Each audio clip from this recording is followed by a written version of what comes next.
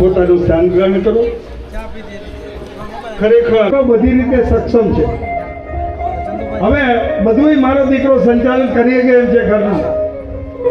એટલે એક બાપ, તમે જોજો આજ કે બાપ દીકરાની સામે હાથ જોડીને ઉભા છે.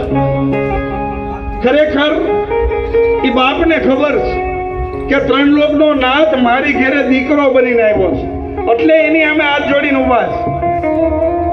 હાથ જોડી અને કપિલ ભગવાનને કીધું કે પ્રભુ, તમારા વચન પ્રમાણે આજ મારું બધું કાર્ય પરિપૂર્ણ થયું છે.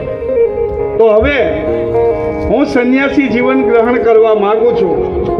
જંગલમાં જઈ અને તપ કરી અને તમારી ભક્તિ કરવા માંગુ છું.